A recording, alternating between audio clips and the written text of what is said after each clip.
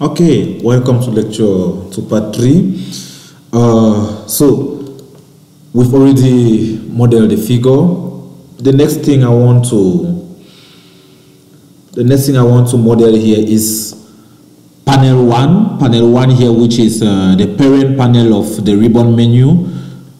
This particular panel here. Okay, let me try and do a particular zoom. I'm sorry, my mouse does not have a correct scroll bar, so let me use that. This main panel, okay, that contains all the text and everything. That is what I would like to model right now. So for that, I'll need to, let's go to view, come on, zoom, extend. I'll need to measure its position property. So the panel here, except from the figure, every other widget has its parent by default to be the figure itself, except you change it to some other widget as the parent. Okay, so in this case, the panel's position, that is the panel's width and breadth and where it is in the figure, will be measured from the origin of the figure. Okay, so let's just put something here. So I'll have a panel. To create a panel, I'll call my panel pan main, since it is the main panel. Okay, so this is a convention I shall be using. When you see pan here, it speaks of the type of the widget. Here is a panel, and main here generally speaks of the role of the widget. That's how I will be creating all my graphical user interface variables. Okay, so the command here is UI panel. It is important for panels and I think UI button groups as well as axes that we change the units of measurement of their positions to pixels, because by default it is not pixel. So for that, since I don't want to stress, I will create that property right here in the figure. Okay, I don't want to set each time I create a new panel, I don't want to say units, pixels. So I'll just give the default, okay, the default UI panel units property. Okay, I'll set it to pixels, so that whenever I have a panel in this particular figure, its units will always come in pixels. And I will do just the same thing for axis. Okay,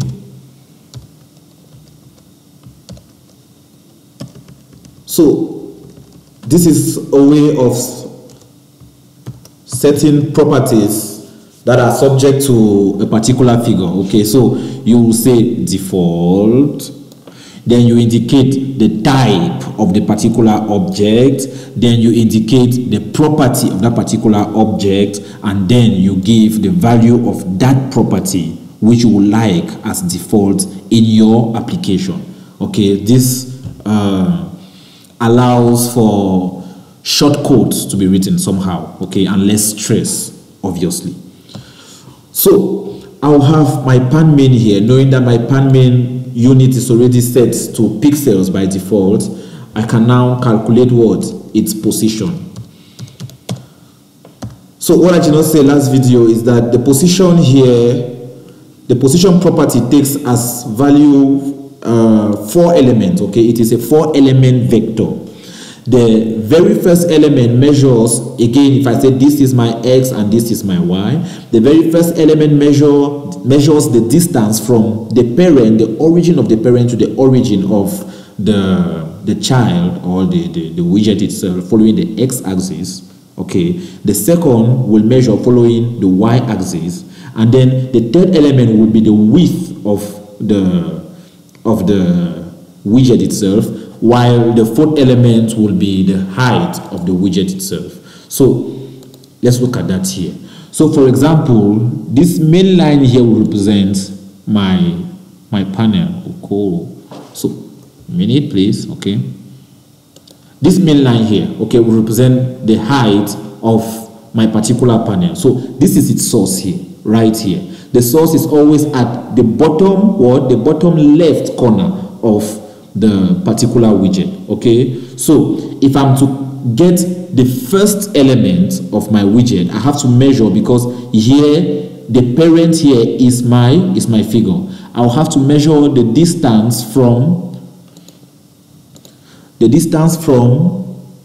the origin, right to the source of my particular widget. Okay, I had it somewhere here. Where is it? Come on. Okay, already we have this is the second element. Okay, the height, the distance from top to, but for the first element, let's have it. It's not willing to come out. We want it to come out. Cut, stubborn. Okay.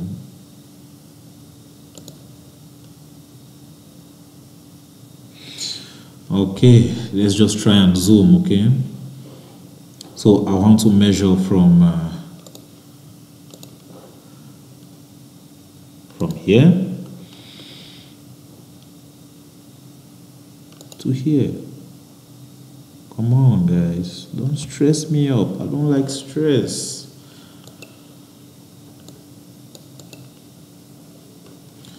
Okay, where was I measuring from?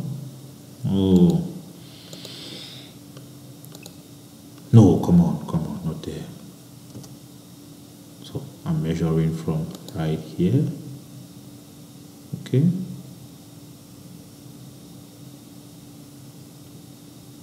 to here. Okay, so that gives me 5. My God, what's happening? Okay, so we'll have 5 as that distance, as you have seen. Okay, and we'll have 725 from here. Okay, this is the 5 here. 5 measures the distance from the origin to the panel itself.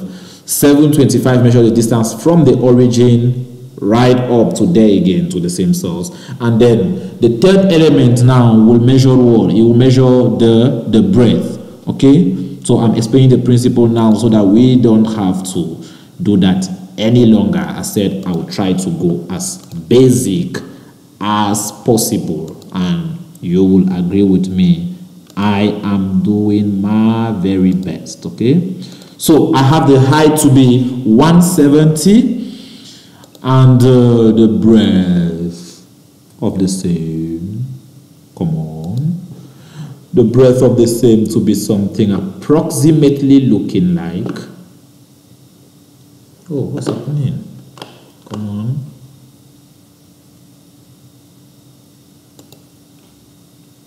$1,790. Okay, so that's what I'll have. So this is my origin here. Okay, so from the source to the beginning of the element following the x-axis, the distance is 5, right?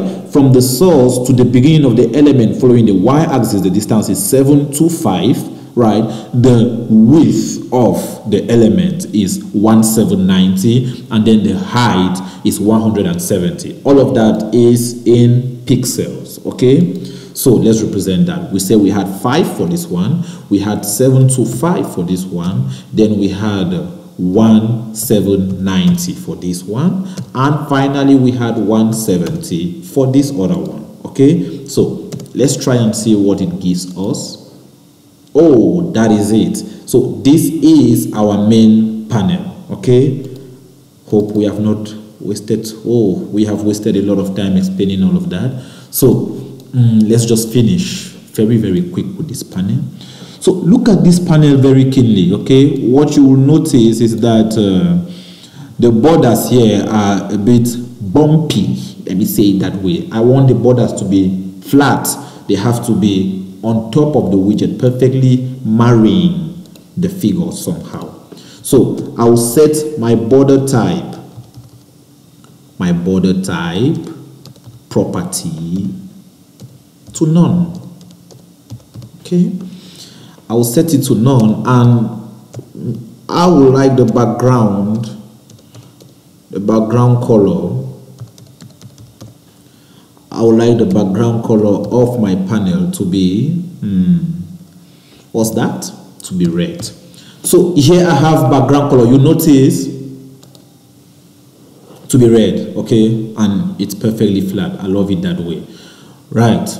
So here we have background color for UI panel, and you will notice that we use background color property for UI panel, and we use color property for figure to change the background color. Why is it? Well, because the figure has no text, okay, property. If it had a text property, then we will have used background color to indicate that we want to change the background of the figure, and foreground color to indicate that we want to change the text color. Okay, so because the UI panel has the possibility of having a title whose color you can change using the foreground color property, we have the background property, the background color property, to distinguish from the foreground color property, okay, in order to change the background. So we will be going faster in the next video, because here we spent a lot of time explaining again the same position property. But I hope it was well explained, and those of you who did not actually understand that concept have better understood it now. Okay, so thanks very much for watching, and see you in the next tutorial.